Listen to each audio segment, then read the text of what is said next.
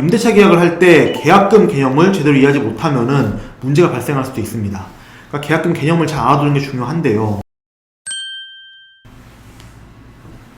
안녕하세요. 부동산 임대차를 전문으로 연구하는 법률사무소 진리 최덕호 대표 변호사입니다. 부동산과 관련해가지고 법적 분쟁이 일어나는 것만큼 골치 아픈 일이 없는 것 같은데요. 그래서 이제 크고 작은 문제에서도 항상 상담을 요청하는 분들이 많이 있는 것 같습니다. 그 중에 빈번하게 발생하는 것 중에 하나가 바로 임대차 계약 파기 문제인 것 같은데요. 이러한 파기는 매매 계약도 마찬가지로 적용이 됩니다.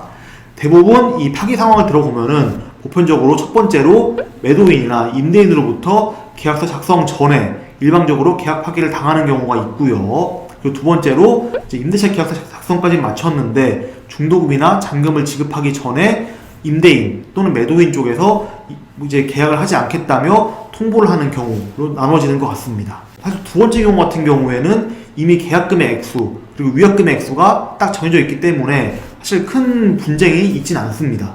그래서 첫 번째 같은 경우에는 계약서를 작성하기 전이라고 하더라도 웬만한 경우에는 가계약금을 지급을 하거든요. 근데 이러한 경우에 정당한 사유 없이 일방적으로 계약 파기를 한다고 하면은 배액배상을 해줘야 되는 경우가 많고요. 그렇기 때문에 계약금의 개념을 잘못 이해해서 문제가 더 커지는 경우도 발생하는 것 같습니다. 대부분의 경우에는 이제 부동산 계약을 할 때 가계약금을 미리 납부를 해가지고 계약을 이행하겠다라는 의사를 확실하게 표현을 하거든요. 물론 이제 이러한 경우에는 별도로 계약서를 쓴 건 아니지만은 상호간에 매매나 임대차에 대한 약속을 한 것이기 때문에 이제 일방적으로 계약을 파기하게 되면은 배액배상을 하게 될 것입니다. 특히 최근에는 중개업자들이 애매한 부분을 없애기 위해서 가계약금을 지급할 때 임대인, 임차인 또는 매도인, 매수인 양측에다가 일방적인 계약 파기 시에 지급해야 될 위약금의 액수를 정확히 기재를 해가지고 보내는 경우가 많아진 것 같습니다. 그런데 이 과정에서 가계약금과 계약금의 개념을 약간 착각해가지고 문제가 발생하는 것 같습니다.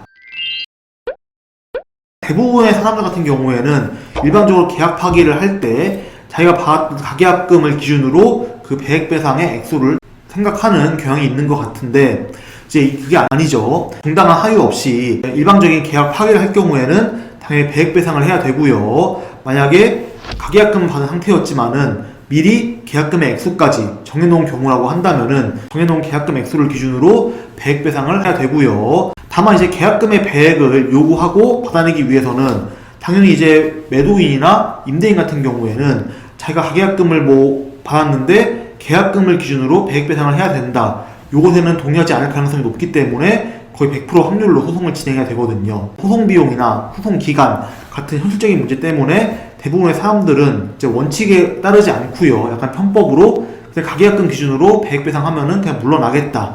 이렇게 문제를 해결하는 경우가 많죠. 정말 이제 이 가계약금과 계약금 액수의 차이가 크다거나 아니면은 거래 액수가 정말 거대해가지고 계약금 액수만 몇십억 되는 부동산이라고 한다면은 결국에는 이 계약금의 배액배상을 받기 위해서 소송을 제기할 것이기 때문에 이러한 점도 알아두시면 좋겠죠.